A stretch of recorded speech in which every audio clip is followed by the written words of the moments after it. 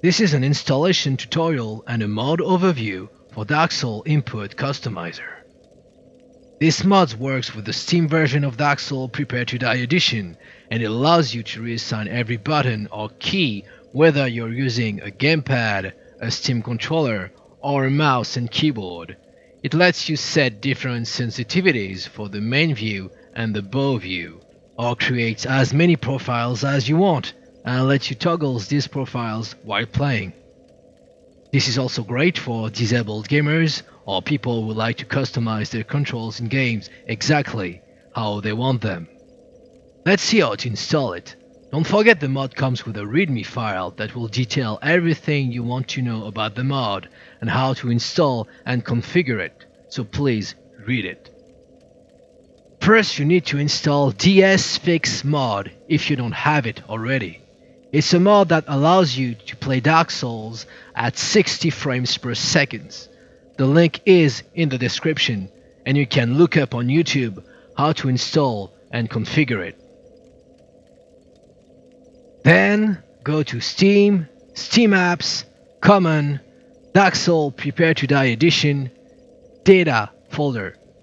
Open the file called dsfix.ini. Find a line that says -dinput8 DLL wrapper none. You may have something different here, it doesn't matter, but make sure to replace it by this. Once again, you can read the README file if you need more information about this step. Then, open the Dark Souls Input Customizer mod archive you downloaded and extract it to the same folder, which is Steam, Steam Apps, Common, Dark Souls Prepare to Die Edition, Data. This is the folder where DarkSouls.exe is, and it should look like this. Now, simply double-click on Dark Souls Input Customizer GUI.exe. And this window should pop up, explaining to you a few features about the mod and telling you about the tooltips. Now the main window will open, and as you can see, the tooltips are great as they will give you an explanation for every single setting once you move your mouse above them. To bind a key or a button to an action, simply double-click a field, press the key or button you want to assign to it, and it will be bound. If you want to clear or unbind an action, just double right-click on it.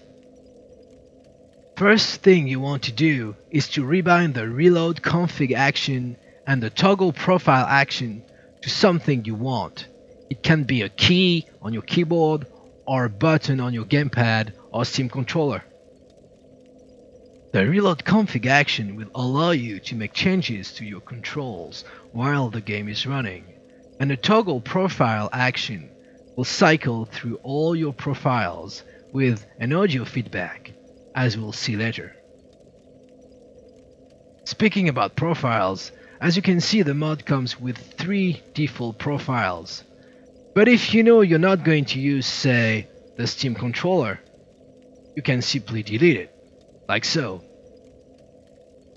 and create another one, or as many as you want.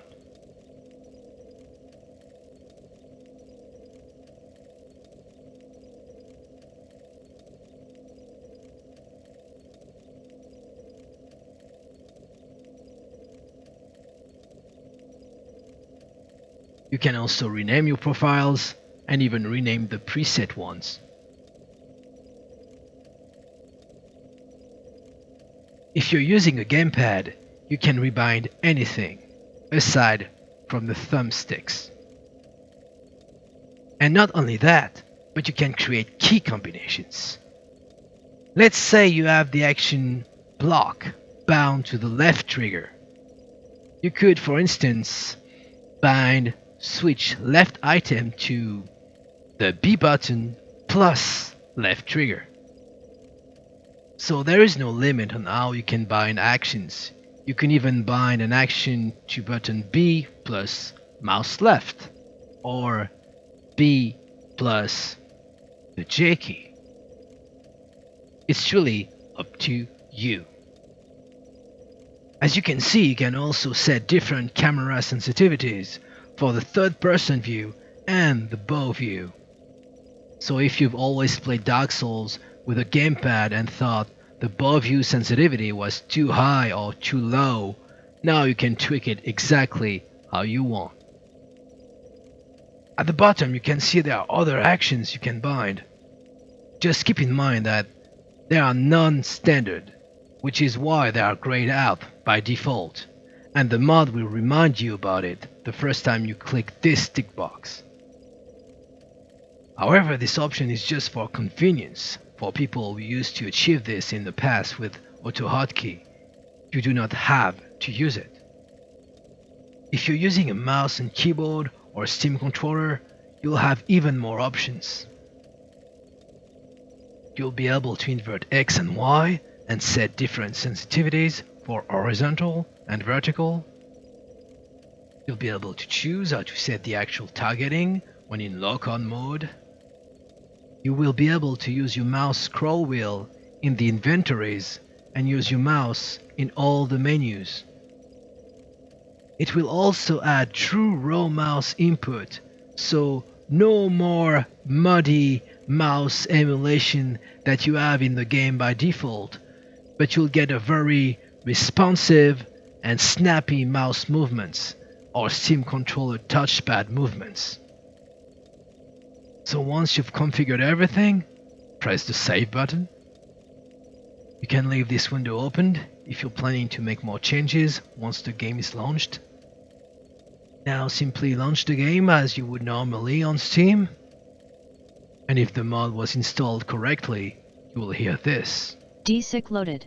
Test your controls and sensitivities, and if you want to change something, Alt-Tab from the game, go back to the mod configuration window, make the changes you need, press the save button, Alt-Tab back in the game, and press the reload config key, and you should hear this. DSIC reloaded. You can also press the toggle profile key, and you'll hear something like this. Profile loaded. Range. Profile loaded. Gamepad. Profile loaded. Melee. And now you're ready to play. Don't forget there is a feedback support link button at the bottom right of the mod main window. So I would strongly encourage you to give this modder some feedback or even donations, or just a thank you if the mod was useful to you. By the way, this modder, Myth and Hydrate, has other great mods on his PC gaming wiki page, like ID5 Tweaker, which allows you to unlock the frame rate in Wolfenstein or Rage, or true raw mouse input mods for Mass Effect and Dead Space, and even mods that improve performance in the Fear games series. And you can find the link in the description. So that's it for this mod presentation. In the meantime, praise the sun and the mod creators.